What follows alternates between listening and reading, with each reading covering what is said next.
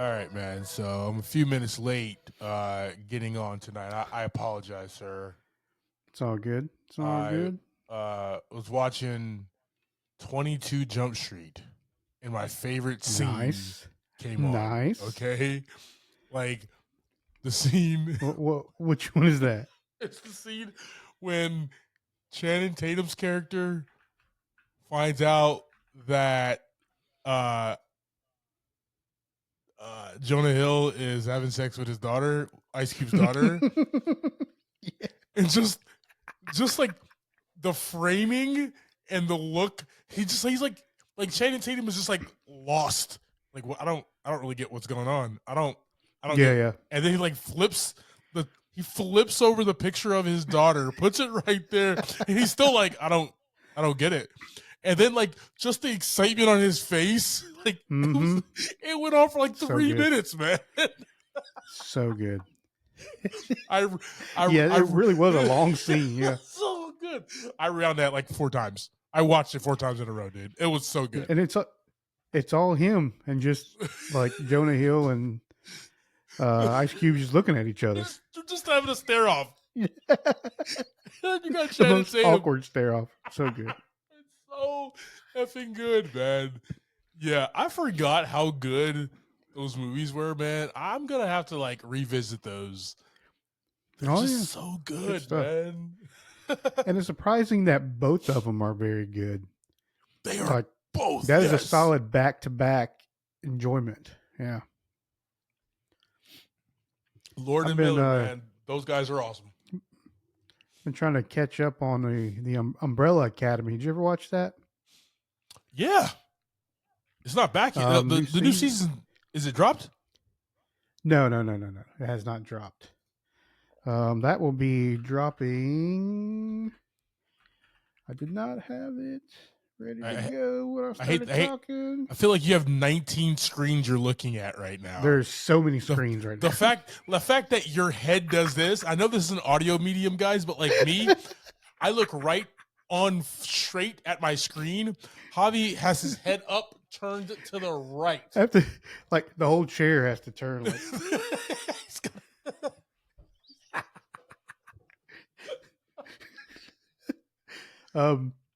So that will be out this year, though, 2024. Nice. So that's exciting. So yeah, I've been just wanted to catch back up and be fresh for when that drops.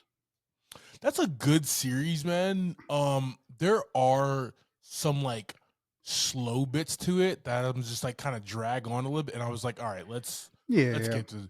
But it's always like for like a couple of those seasons, it was always like in the middle, and it was just like, all right, we're not really doing anything. Nothing's really happening. There's also very little character development, so it was boring. But like the beginning started off very, very well, and the ending of every season started off very, very good. So I love that series. I'm glad you're catching back up with it. Oh yeah. I mean, I've seen all the 3 seasons already. It just was, just felt the need to rewatch, sir. Yeah, no, I get it, man. I get it. Like I said, I've been going through I've been like in this 80s and 90s and early 2000s like sci-fi alien movie thing. So like obviously I did like all the Predator movies, and then I did all the Alien movies.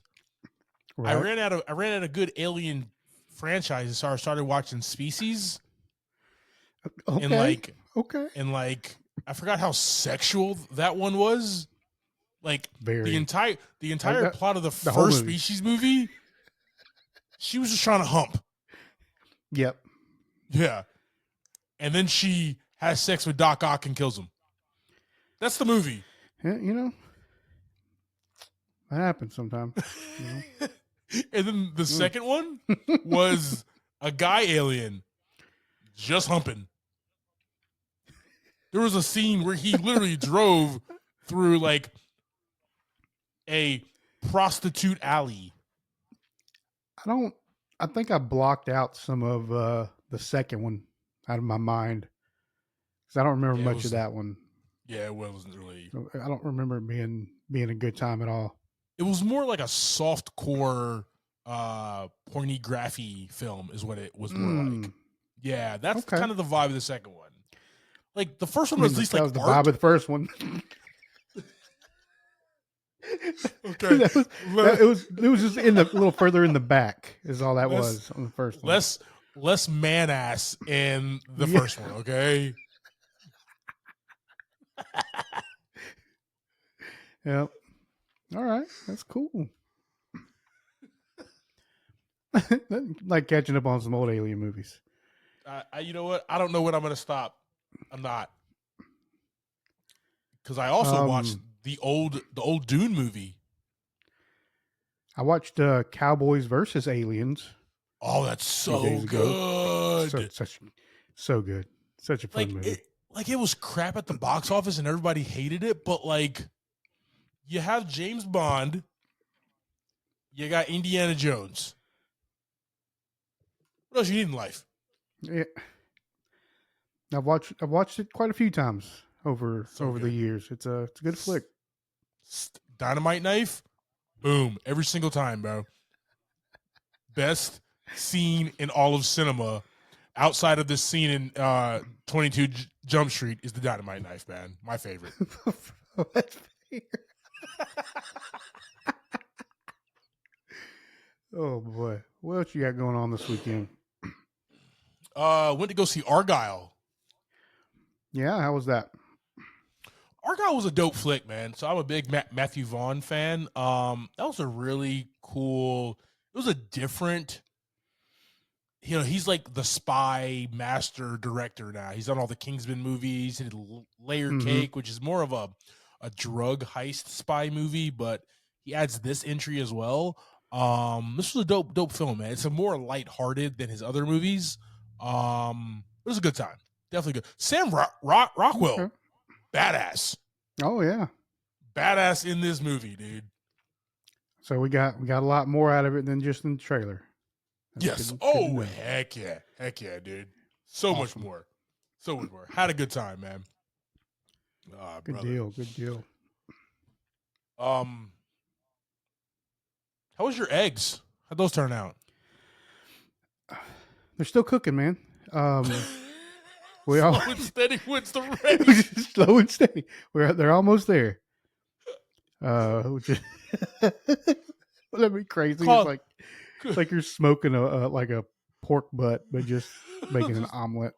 Just one egg omelet. So the eggs were delicious. Just throw a few little seasonings in there and What's the secret sauce, man? What's the secret sauce? For me, I like to throw in a little Cajun seasoning in there. Oh. Little Cajun seasoning on the eggs. Okay. It's good, man. All right. Little Cajun spice. I don't know if you also noticed. I redid the pod room. Did you notice? I see. You got some bases back there. I do. I literally moved my desk like a foot over, so everything's like a foot over now. I see. I have never seen the. You have what is that? There's that right there. There's a couch back there. Oh yeah, I got a couch. I didn't know you had a couch. Right there. Pretty dope, man. I had to make room in the corner over here. I had to make a room in the corner over here for the racing simulator. It's right here. You also got a racing simulator. Yeah. And what is that little picture by the door? Oh, I think I've showed you that at some point. That is a Return of the Jedi puzzle from. Okay, I can barely see it. I don't know. It's too far away. It's too far away. It's Princess Leia with an Ewok. Is that what it is? Correct. God, my eyes are really good. All right, and then my Thor picture above that. Obviously, with your face. Yeah. Superimposed on Chris Hemsworth. The way God intended it.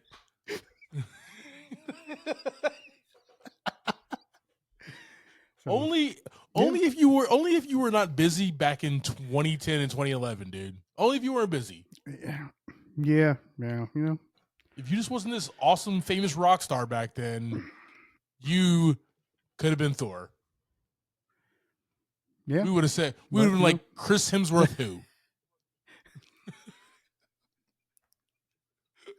Chris, if you were not busy, Chris Hemsworth would be selling coconuts in wherever the guy is from right now. Okay, I don't even know where he's from. Like a little stand, a little coconut stand. All right. Little coconut stand, right? He draws like famous pictures, famous people's heads into coconuts. He would draw your head in a coconut, Javi. Okay, that's a pretty good idea.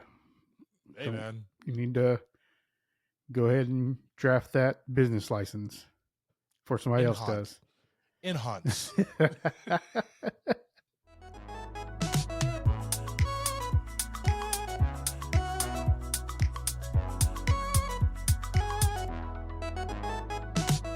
Welcome to the episode of Movie in a Pod. I'm Clyde Smith. And I am Javier Villalobos. On this week's episode, we are discussing the trailers for Kung Fu Panda 4, the Ministry of Ungenderly Warfare, in our 2023 Year in Review movies. Let's get it, team.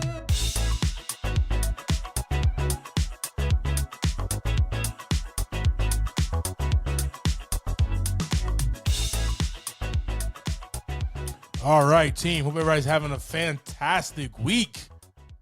We got some trailers here for you. We got a little Jack Black action and some Kung Fu Panda 4. And we got my man Henry Cavill and Guy Ritchie teaming up for the Ministry of Ungenderly Warfare. Team, as you know, we got social media across the yin yang. Got a YouTube page. You want to see our full reaction of these trailers? Click that link tree in the show notes. And like always, like, share, and subscribe. And Henry Cavill's just down to fight people lately, huh? That's my hero, he's just in it just to swing them arms. Them arms are humongous, too. All right, team. We have Kung Fu Panda 4. According to IMDb, after Po is tapped to become the spiritual leader of the Valley of Peace, he needs to find and train a new dragon warrior, while a wicked sorceress plans to resummon all the master villains whom Po has vanquished to the spirit realm. Coming to us from Mike Mitchell and Stephanie Stein. And before we even jump into this trailer, what we thought about it and everything, man, I feel like if we were to ever get a live action Kung Fu Panda movie and it's not Jack Black playing, I'm not going to see it. It needs to be him. It only needs to be him. I feel like in every scene, like, he was just himself. Yeah, I mean, it has to be his voice at the least. Yeah. Depending on if it's like obviously it's going to be I don't know if they got the budget to do a CGI panda. Maybe it's just got a panda suit. I don't really know what they're working with. But remember like 2 years ago when people were like the panda that was like standing up and waving in China or whatever. They were like, it was like waving like a human waves, and everybody was like, that's clearly somebody in a panda suit. And everybody's like, no, it's a real panda. I want to see Jack Black in that suit, is what I'm saying. That's what I want to see. Doing some kickflips and training. stuff. Maybe he was training for the live action Kung Fu Panda. Oh man.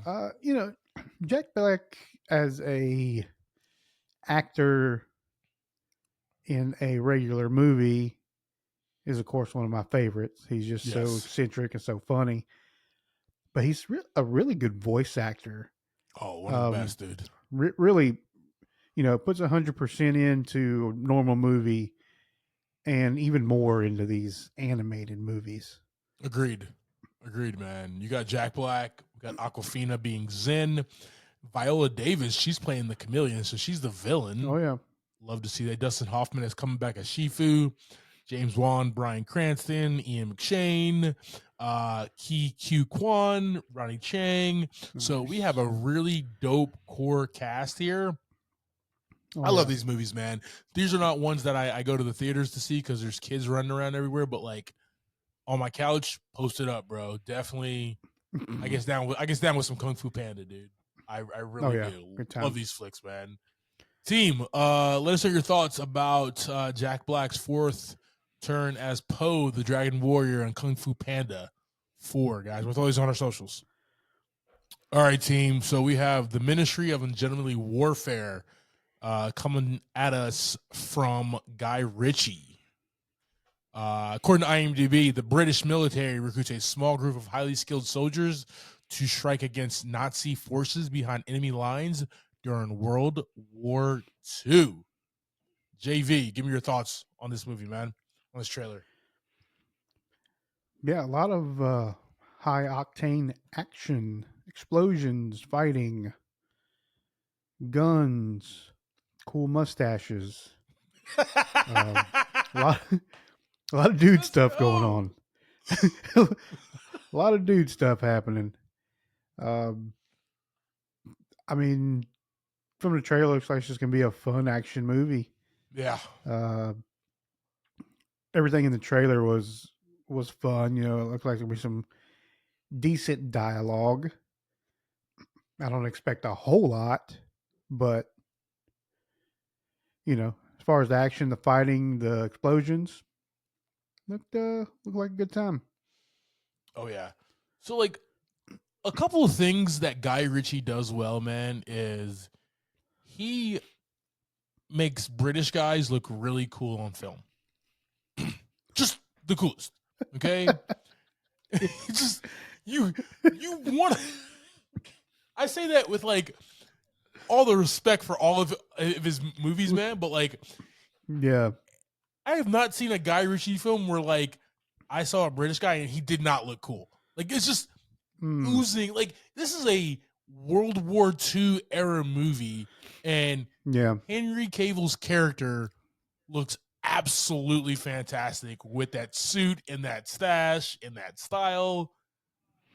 This is this is the type of movie is the reason why I still go to the cinema right here where I want to sit on that Friday night, more Sunday afternoon, but that's beside the point though, is mm, and see this movie on the biggest screen possible, man. It looks cool, it looks like a fun time.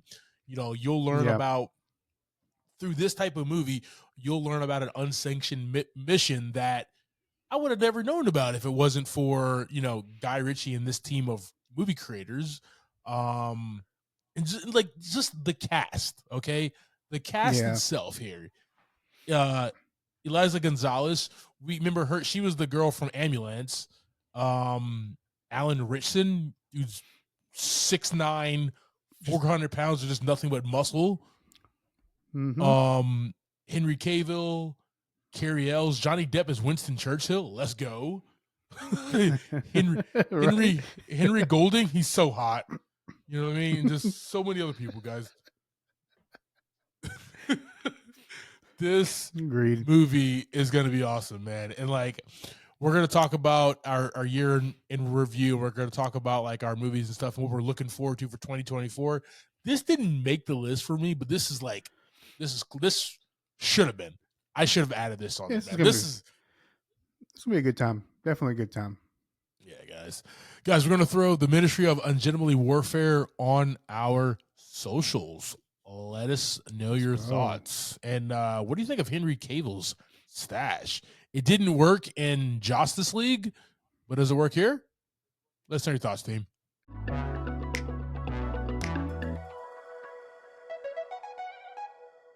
All right, brother. Let's jump into our year in review, man. oh boy.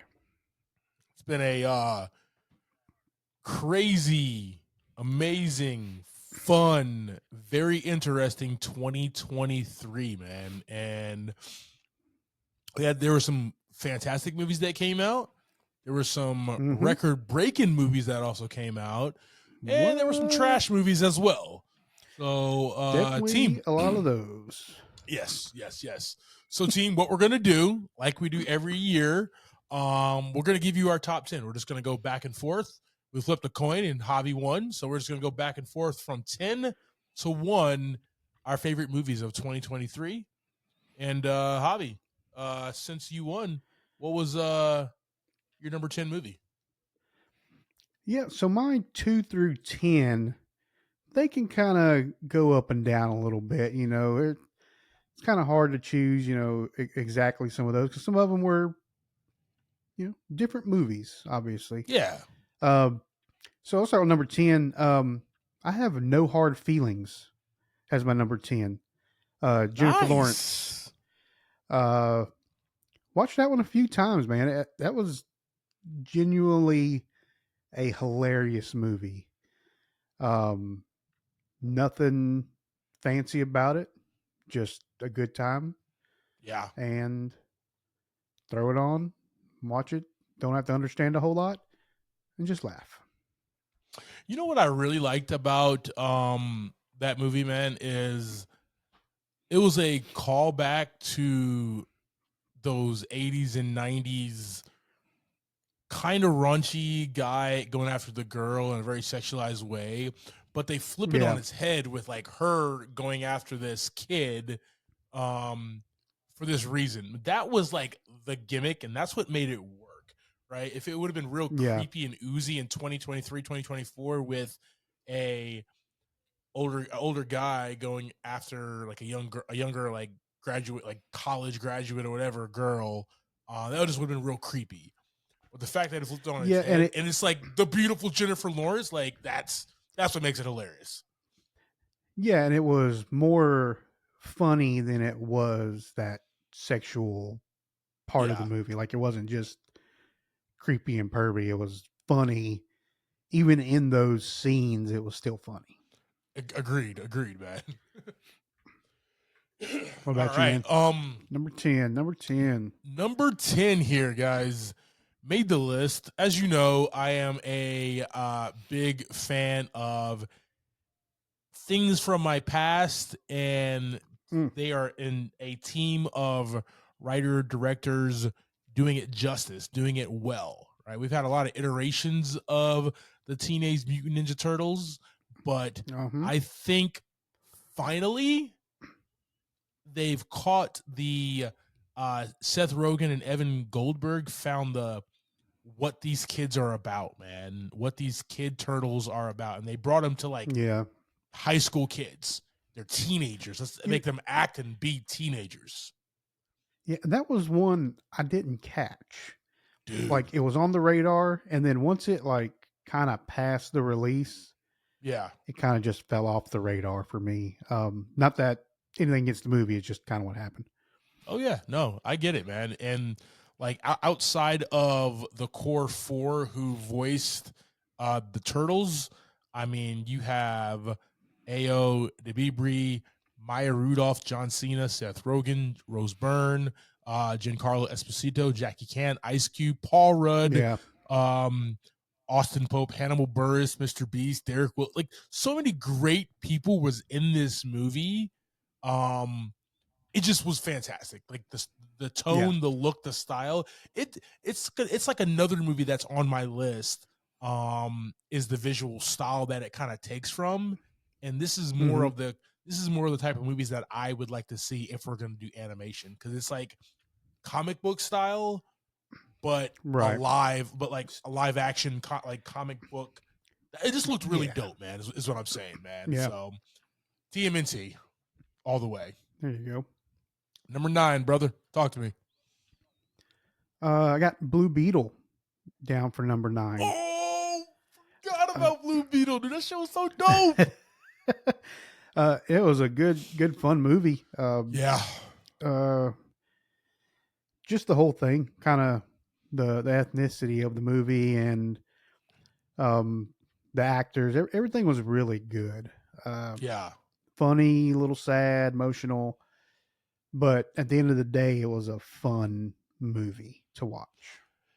I Blue Beetle is obviously didn't do the waves and everything that like Black Panther did, man, but like Yeah, yeah, to be able to see yourself or your people like in a movie character who is good and uplifting and for truth, justice, and in the right way, man, like Yeah. He held it down for that movie. Like, I appreciated it. And my favorite thing was, like, he didn't the suit wanted to resort to killing. He did not. Yeah. I love that aspect. Well, and to see a young actor just being really good. Yeah. Good in a role, and in a fairly high level role, was fantastic. Agreed, man. That one was, yeah, that's a fantastic flick. Mm-hmm. All right. 9, for me, sir. man, Gran Turismo. Did you catch that? I did watch it. Dude. It didn't make my top 10, but it was a fantastic movie. Dude, okay. So Neil Blomkamp, who did District 9, not really his style of movie, but he did Gran Turismo. Some more Alien movies to watch too, by the way. They really are. They really are. I actually saw a clip for District 9 the other day, and I was like, I gotta catch that. I gotta add that to the list. It's a anyways, I might actually watch it tonight, actually, thinking about it. There you go. But yeah, he did Gran Turismo, man. And when this movie was first announced, I thought it was like Need for Speed or any other movie where they're going to take just the world of Gran Turismo and make a movie about the game. No. Yeah. This was a game that inspired a young man to become a fantastic race car driver. Yep. And that was the cool part about this, man. And just like Neil Blomkamp has always been good with CGI and graphics and melding the two. And just the acting, man. The acting was just on point in this film. Yeah. David Harbour, Orlando Bloom, Archie Medaqui, however you pronounce it, and Damon Hunsu. Like, just a fantastic cast, man. This was a really fun movie. This is a movie like I have, because since it's dropped on Netflix a couple months ago, I've watched this like 4 times now, man. It is that good. That's when I caught it. I watched it a few times myself. One cool thing about that movie too was the stunt man. The guy who did a lot of the stunt driving was actually the guy who was being portrayed in the movie. Yeah, Jan Martin Burrow. Yeah, I did. Yeah, that was see pretty that, awesome. Man. Yeah, fantastic film. All right, what's up next for you, brother? Ooh, number 8, John Wick. Chapter 4. Chapter 4, man. Yeah, it was kind of fresh. We just talked about. I don't remember what movie it was about, but kept bringing up the stair scene. So good. Just a good time. Another, just turn it off and enjoy whatever is going to happen, because whether it makes sense or it doesn't make sense or it seems ridiculous, Keanu does his thing. That's all I'm saying. The John Wick movies are you don't need all this backstory of the why. You just like seeing the how. You know what I mean? You just seeing him do the things that he does.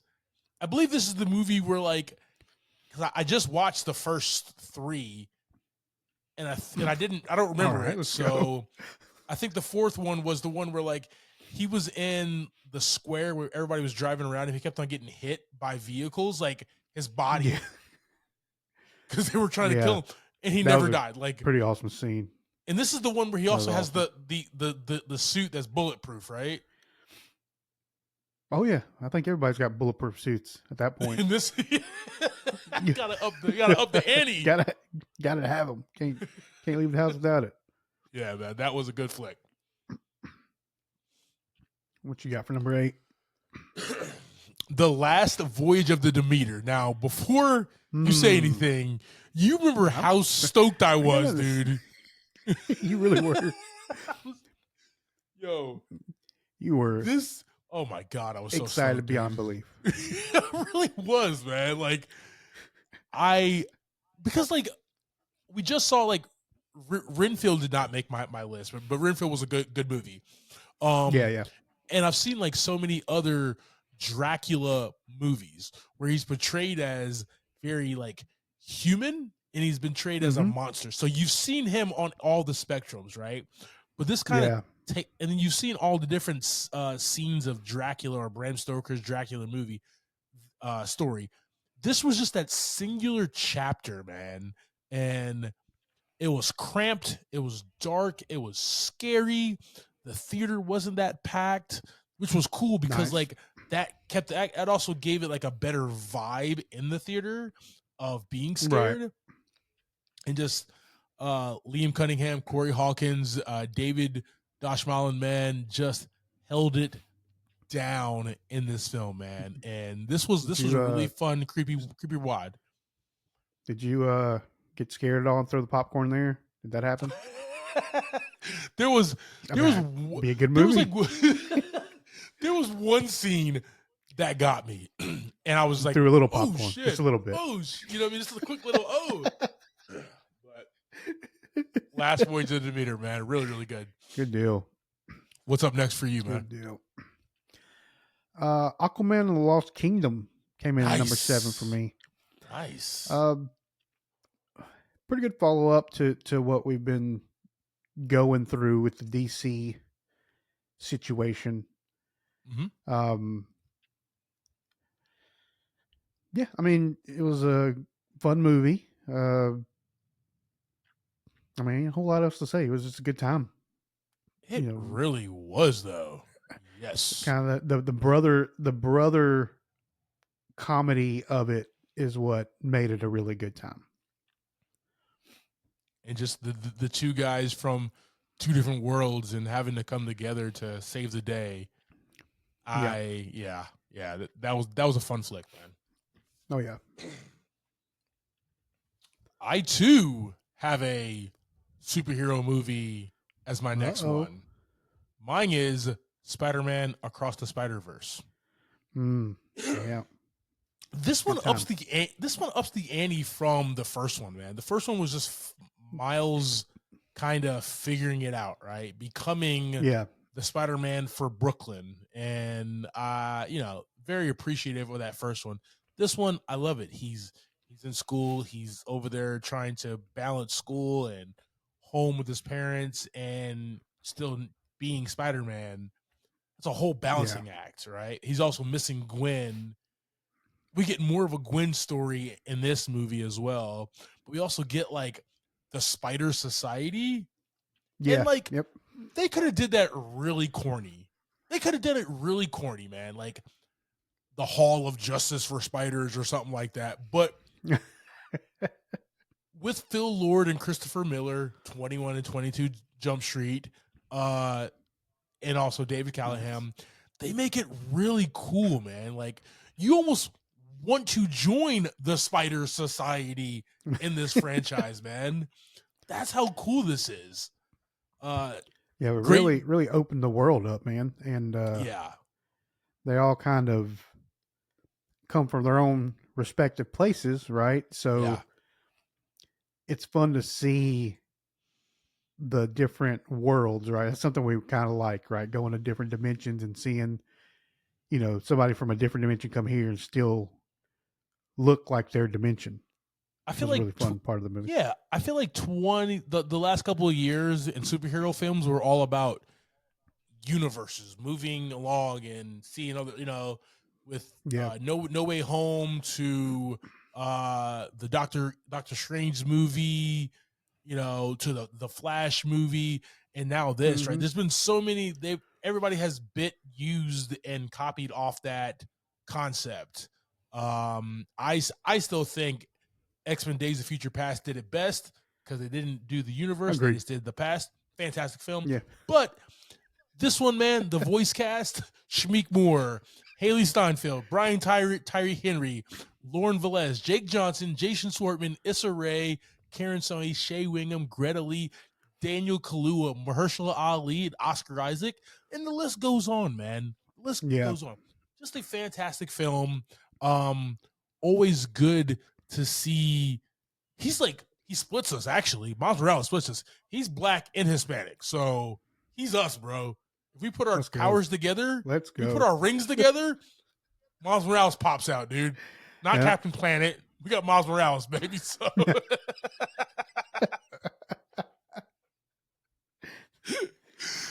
What's your next Great. film, man? So number 6, I have Creed 3. Oh, yeah. A little Yeah. Michael B. Jordan, Jonathan Majors action.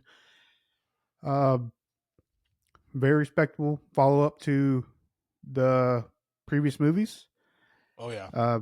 These two just put on a good show, right? They're just such great actors on their own, but come together and playing off of each other, and just the fight scenes alone were fantastic. Yeah. But the dialogue in between and everything going on, just a great flick. You just kind of felt the weight of their friendship and what happened. You just really feel it in this film between these two great young actors, man. And I appreciate it. You got to give it up for Michael B. Jordan, his like directorial debut as well. That one was fantastic. Coming at for me here, we have Luther, the Fallen Son. Now this was a Netflix drop that came out in February. I did catch that one, dude. Okay. Did you watch the Luther series? No, sir. Yeah. Nope. So this is a standalone movie worth the price of admission without you even knowing anything else about the detective DCI John Luther. Good to know. Right? You don't need to watch that. It's just like this is by itself, Luther the Fallen Son is a fantastic movie. With Andy Serkis as the villain. If you watch the Luther series and then watch this, the Luther series is like the cake. The Fallen Son's like that icing on the top. It's just okay. It was just so good. Like, give me more of this, man. I just went straight for the icing. That's right.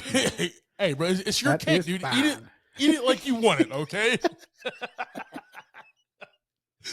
Yo, man, we see DCI John Luther, and he is back in action, and it's cool to see really cool ass Idris Elba back in this role, man.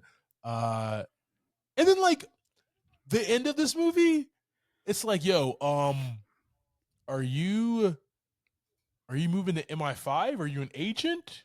Or is that like a little James Bond tease? Because he's not gonna be James Bond. He said he's already a little old, but like, was that a tease at the end of like you going to be in the Ministry of Defense and everything? I just had a really good time with this movie, and like he had a villain that was worth it, worth the price of admission, man. Like this one, I would have actually liked to see in theaters. So, gotcha. What's next for you, man? I have the Super Mario movie at my number 5. Nice. Yeah, this was a good nostalgia thing and a very well done one. I felt like Chris Pratt, he did his thing. He was he did his own thing, right? His own Mario voice, which was fine. I didn't have any problem with it. No, man, that was good. He had Charlie Day hanging out as Luigi. I just thoroughly enjoy just watching this kind of come to life in a very, very good animated movie. Yeah.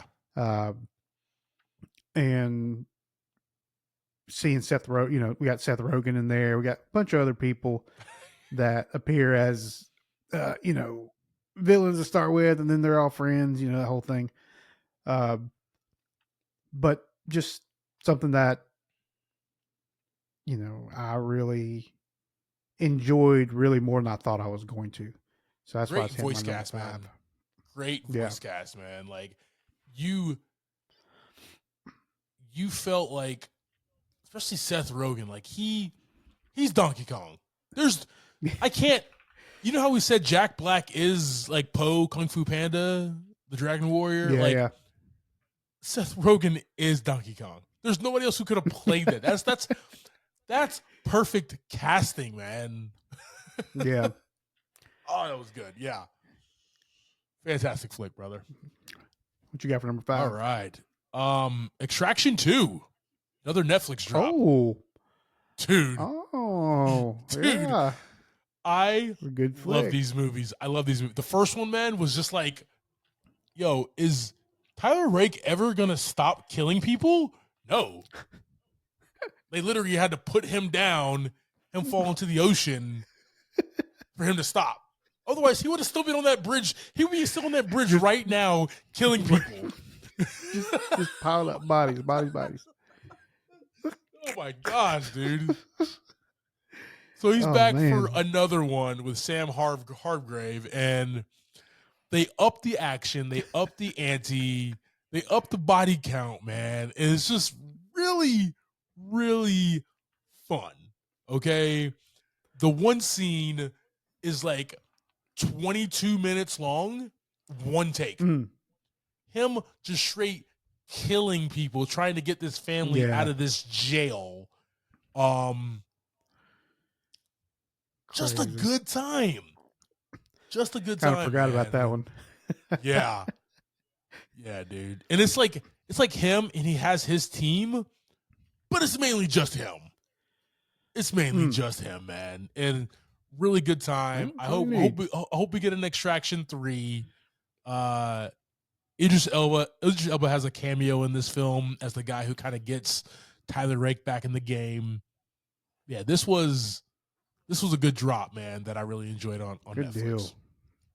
Good deal. I have Mission Impossible Dead Reckoning Part 1 for my number 4, sir. Okay, so it was on my list. It's not on my list. Mm-hmm. It's on my honorable mentions that we're not going to talk about, except for I just did talk about it. you just honorable mention. That's cool. Oh, it's so good. Talk to me, man. I'm so mad at myself now. Man, Mission Impossible, right? We're in quite a few films in this franchise. And they just keep going, man. Like every time you watch one, it's just better. Yeah. And agreed. It's wild that it's like that, right? Like each time you watch it, you're just like, okay, this is crazy. Like I'm not bored right now watching this movie again. I keep seeing this. You know what I'm saying? No, I get it. We keep seeing this guy, Ethan Hunt, save the world. And it looks cool and sexy and awesome every single time. Every time. It shouldn't be. I don't get it. But I am fine with it, sir. It's one of those like I will forever be, if they keep making these, I will keep watching them because they keep on getting better and better and better. You're right, man. I agree. Yeah, and they just keep mixing it up a little bit here and there, and it just stays fresh. Somewhere or another, it stays fresh. Yeah. Agreed, man. Not to mention the female leads in there. Fantastic. Mm-hmm. Best in the world. You know, I mean what it is, I believe, is it just stays on the line of not being too out of hand. Like it's like right on the borderline of going overboard with over the top action.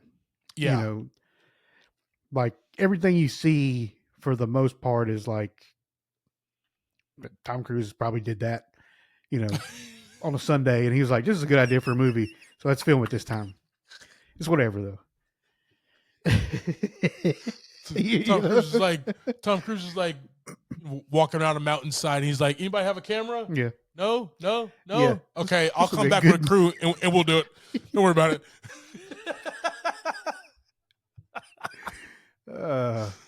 That is fine. Yo, the man is like 60-something, still doing these stunts, still looking amazing, and still saving the... Like, would you... Remember Zoolander? Remember the movie Zoolander? I do remember Zoolander. It's a favorite of mine. How the whole thing was like, yeah, we're models, but we're also like ninjas and we could actually save the world and stuff like that.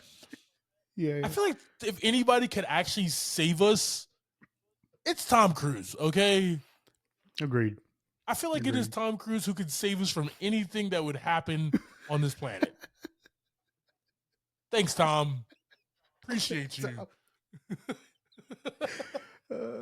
What you got for number 4, brother?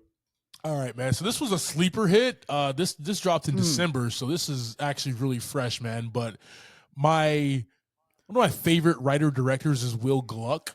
Will Gluck came out with a few movies that you've definitely watched. Fired Up, Easy A, Friends with Benefits, About Last Night, Annie, Peter Rabbit 2. In 2023, man, he kind of comes back to form from the early 20-aughts with Anyone But You. Now, this is the movie with Sydney Sweeney and Glenn Powell. But it has a fantastic cast, though. Alexandra Shipp, Gata, Hadley Robinson, Michelle Hurd, Dermot Mulroney, Darren Barnett, Brian Bound, Rachel Griffiths. Just a fantastic cast, man. They meet, they have a fantastic night. They don't get together. Come to find out, they're at a wedding together in Australia. Yeah, remember when we caught the trailer? We were like, how the hell are they at the wedding together? Yeah. It made sense. Why, right? Yeah. Like, okay. and it made sense. And then it was just a really good rom-com. But like, a lot of rom-coms can be really cheesy because they want to keep it in that PG-13 realm. But Will Gluck always did it rated R, man. Friends with Benefits and Fired Up are those rom-com type films, and he keeps it rated R. Even About Last Night, which he only produced, is a rated R romance comedy. That's where they live, man, because you can really go far. You can really tell feelings. You don't have to like hold it because you want some like sophomore kids to watch this movie, man. So highly recommend Anyone But You. This was a really good sleeper hit, man. Went on the gross 151 at the million on a $25 million budget. So I think my boy's back in action, man. Will Gluck for president. That's two beautiful people heading that one up too. Yeah, I got you. Yeah, man, it was awesome. Yeah. What's next for you, man? I got Oppenheimer as my number 3, sir. Ah, nice. Nice. Yeah, this was a long haul, but it was well worth the story and just spending time with these actors and their characters and kind of learning a side of the story, right? That isn't really told much about. But you know, this cast did a wonderful job of really portraying that and keeping you interested, you know, scene to scene. You know, just dialogue driven movie. We got a point to end at. We know where it's going, but we have a great story to get us to that point. And agreed. I really enjoyed it. Yeah, man. This definitely made my list as well. Talk about it here in a few moments here. Coming up for me, man, Air, directed by Ben Affleck, starring Matt Damon, Ben Affleck, Jason Bateman, Marlon Wayans, Chris Messina, Chris Tucker, and Viola Davis. Oh, yeah, man. Great flick. You could have done a movie about Michael Jordan and his shoe deal from the perspective of Michael Jordan. You definitely could have. And it probably, in Ben Affleck's hands, probably would have been a really good movie. But he didn't want to do that. That's not the story that they wanted to make. They wanted to talk about the failing Nike brand and how they became the best sports apparel company in the world through the Michael Jordan deal. Done in the right hand. That's kind of where it kicked off at. Yeah, and like done in the right hands, man. Just a fantastic film. This is one of those where like you laugh. You're there for those sad moments, man. You're there for those hype Mm-hmm. moments, and just I'm just gonna say, man, Jason Bateman has a damn good head of hair in this movie, Just, bro. just, I was about to say you're there for Jason Bateman. God, it's so If you're good. there for anybody, When they get the deal and they're in the bullpen and he gives them the thumbs up, dude, his hair is perfect. I feel like his hair was just fluffed right before that, dude. Okay. main character in this scene, Jason Bateman's hair. Yes. No, this was a flick I love, man. I've already gone and watched this movie like five times, man, because it's that good. It's that good. Just good that time. just that pitch alone by Matt Damon in front of Jordan and his parents was just like, yeah, fantastic, man. Mm-hmm. Agreed.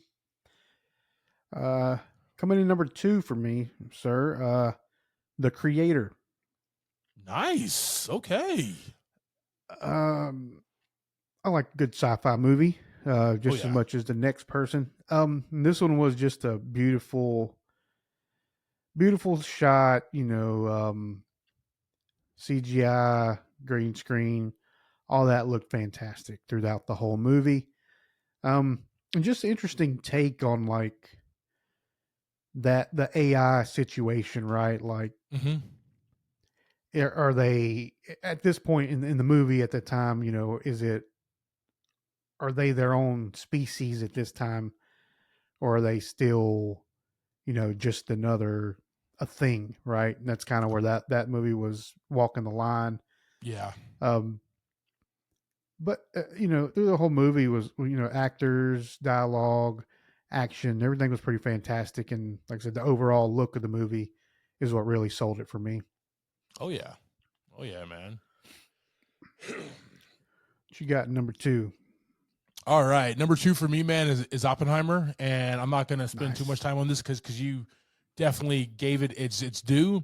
I will say this: Christopher Nolan is one of the few directors today who can take he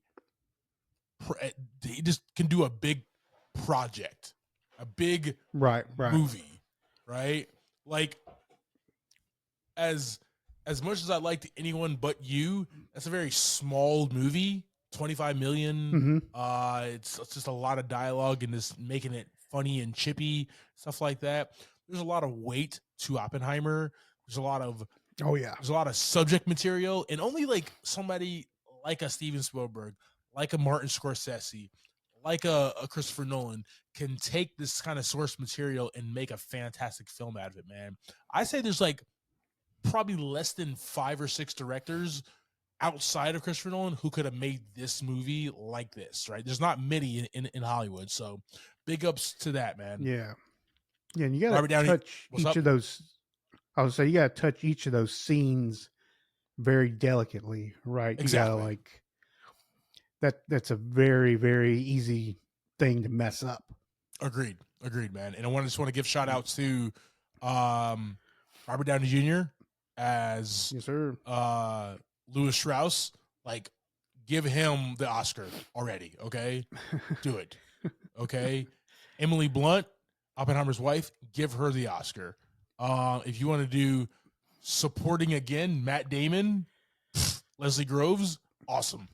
But finally, Cillian Murphy as a lead in a movie, in a big budget blockbuster movie as J. Robert Oppenheimer, like this gives me hope, man. This type of movie gives me hope that like Hollywood is not just about um comic book movies, and Hollywood's not just about, Yeah. oh, let me Yeah. take this old source material and just put some super gloss on it. You know what I mean? Like we Super can gloss.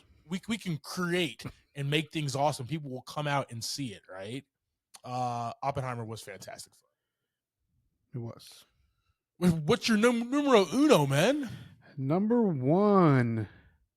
I'm gonna have to throw it to Guardians of the Galaxy 3, I sir. knew that was coming. Ah ha ha. Ah ha ha. As I was talking through this, working this list out for this show, I watched it last night. I was like, nice. Let's throw it on right now. Yeah. Just a good kind of ending to that particular crew, right? It didn't just end. They weren't just not together anymore, right? It was a story that led us down the path that ultimately ended in these characters going their own separate ways to do what they needed to do. And I thought that was a very great thing that this storyline ended up ending on. Action, though, had some great action scenes in there. My favorite was when they were in the bio thing or whatever it was called. I can't remember what it's called. But that was just weird, and I enjoyed every second of it. Oh yeah, man. Like Guardians of the Galaxy 3 for me, man, was like the kids were all in high school in the first two movies, right? They meet, all the kids are there, that they're in high school in the second movie, and they're all living under the same roof. Like the third movie is all about that graduation, them moving on and doing other things, right? And a maturation process amongst them all. Right. Yeah, they got a little town they're living in. They all got their own apartments and stuff, right? They're growing up right in front of our eyes. Bruce got to pay his own damn rent now. You know what I mean? I know, right?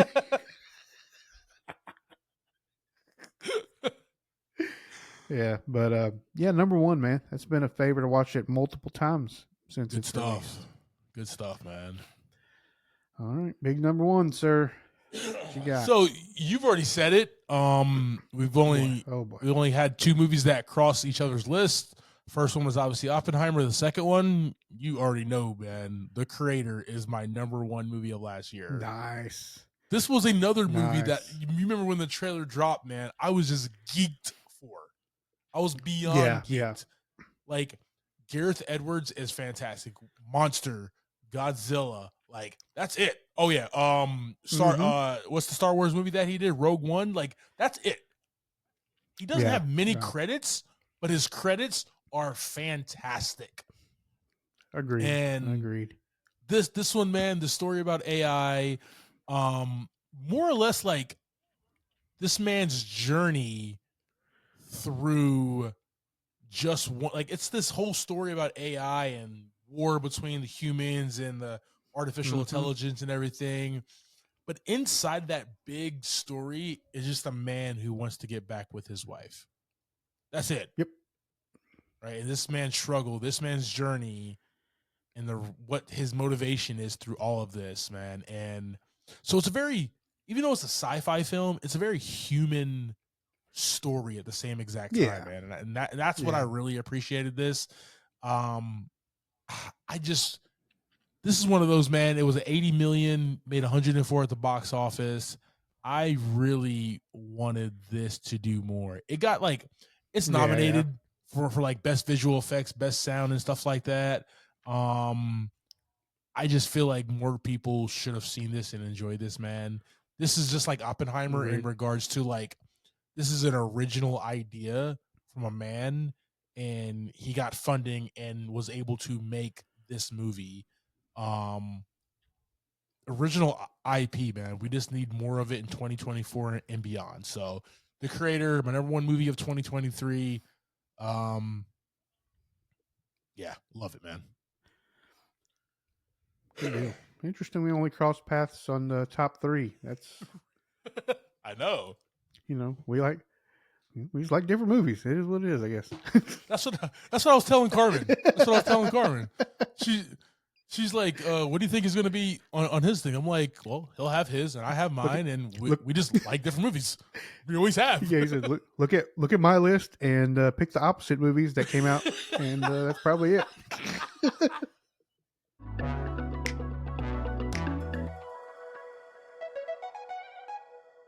All right, team. So that's our conversation about our top 10 favorite films of 2023. like we like to do as well, and like we already said, there were some movies that were crappy. JV. Agreed. Yes, sir. No particular order. Don't care.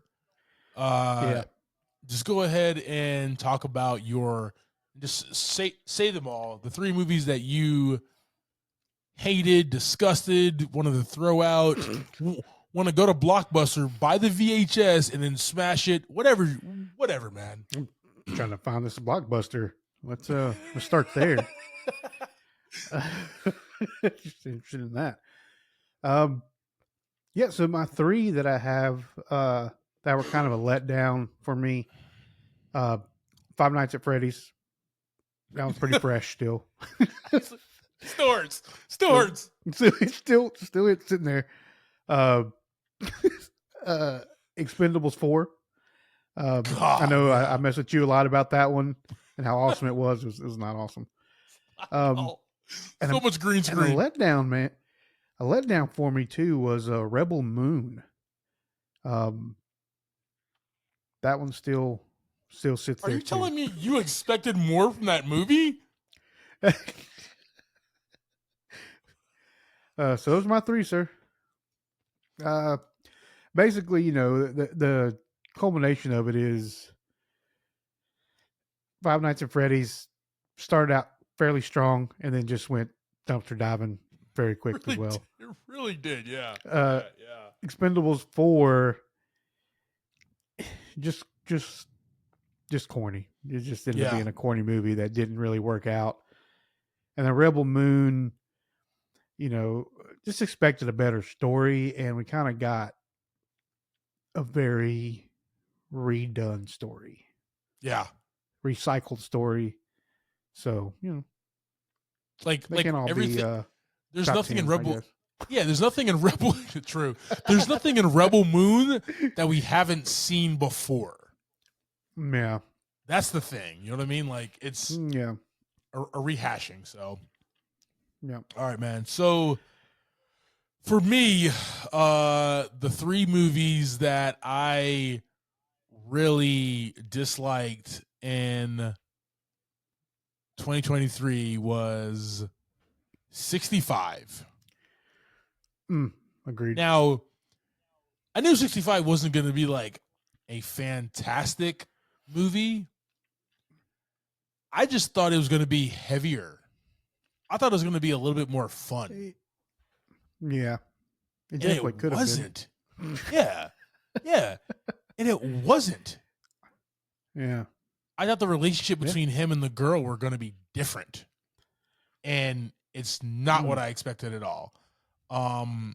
Just blah. Glad I did not go to the theaters to go see that movie. That is fair. And these 2, man, I am okay with remakes and reimaginings and seeing things a different way.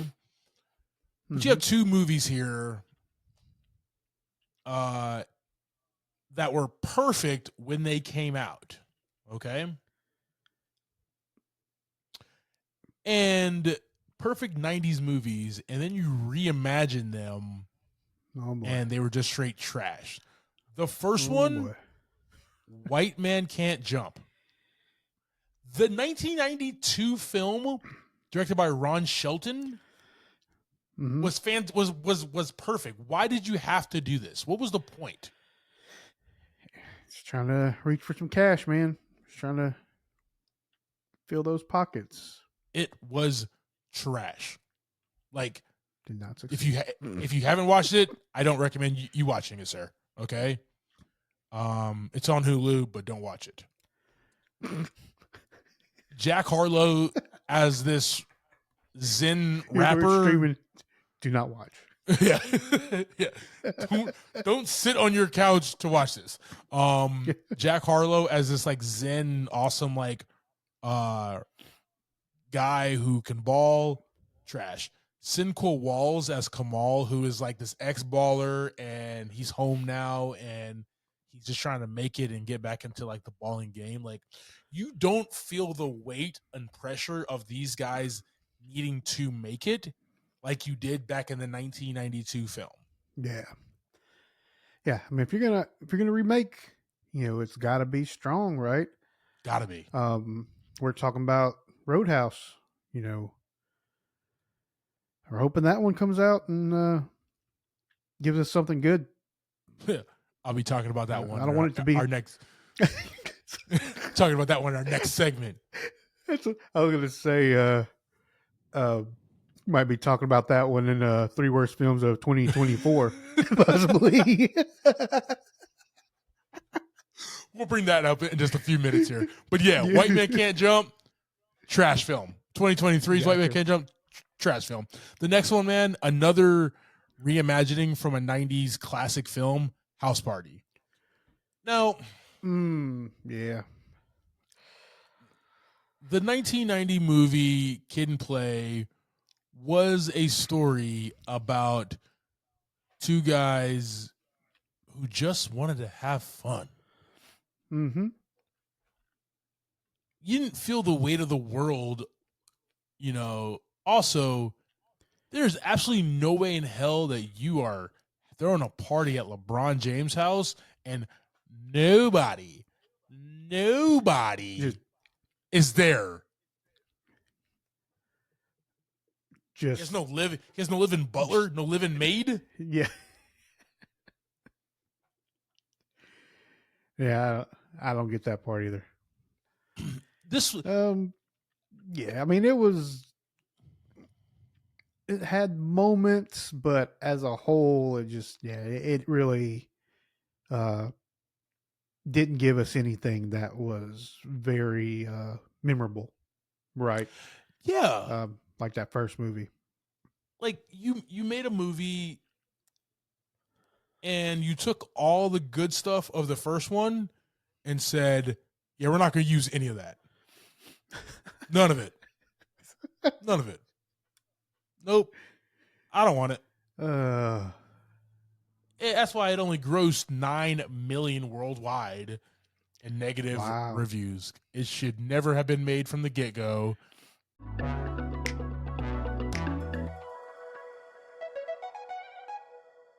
All right, team. So that's 2023. When this pod drops, in the comments on our socials, let us know what your favorite movies were. Let us know what movies were trash to you in 2023, guys. We love the comments. Keep them coming. JV. Yes, sir. We're in 2024, man. We made it. We made it.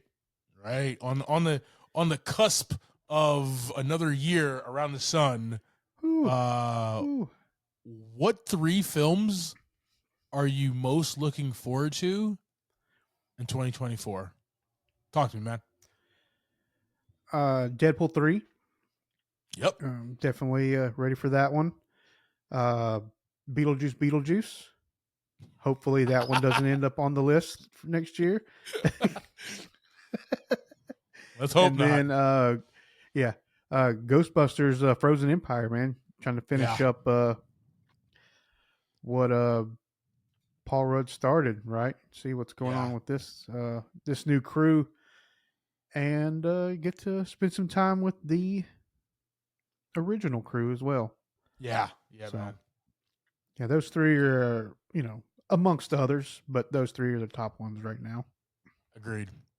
All right. How about you, sir? The 3 movies that I'm most looking forward to, man, literally the ones that you said, but also that Civil War movie by Alex Garland. I think this is going to be a really timely movie with the way the world in the United States is right now. It's going to be very interesting to see that. So I'm excited about that. Roadhouse looks like a really good time, man. Okay. Yeah. Like this is like we said, like, how they did with Air, like they're doing with Argyle, drop it in the theater. I will be in there by myself to watch it. I don't care. Shirt off. Yeah, exactly. And I want to watch Doug Liman and Jake Gyllenhaal make this fantastic film, man. This looks really good. Doug Liman is one of those directors that like is kind of all over the place in everything that he does. Swingers, Go, The Bourne Identity, Mr. and Mrs. Smith, Jumper, Edge of Tomorrow, The Wall, American Made, Chaos Walking, and now Roadhouse. Like, he doesn't stick to a genre, and I appreciate that. You know what I mean? Like, you know, if you're going to go watch a Tony Scott movie, may he rest in peace, he's giving you that high octane kind of action drama thing. Doug Liman is all over the place, and I appreciate that, man. So yeah, Roadhouse is a movie I'm very much looking forward to. Good deal. Jake Gyllenhaal with his shirt off, man. Just nice. Yeah, you got 12-pack. And then what I'm also looking forward to is Dune Part 2, man. I recently rewatched the Part 1, and they're adding Austin Butler, Florence Pugh, Christopher Walken to this already like huge. Well, most everybody died in the first one, but that happens. It did. But you know, I do want to see what's going on with Fremen, the House Atreides, the other houses as well, man. So House Harkonnen. So yeah, super excited for this one, man. Trying to get one of those sandworm popcorn buckets. Is that what you're going after? Thank you for subscribing to this week's episode, talking through our 2023 year in review. Next week, we'll be discussing, we're on a break for a few weeks, but team, trust us, we'll be back shortly. Like, share, subscribe to keep up with us during that time. Like always, I am Clyde Smith. You can find me across all socials. I am Clyde D. Smith. I am Javier Villalobos. You can find me across all socials at Mr. J8200. Thanks, guys. Appreciate it.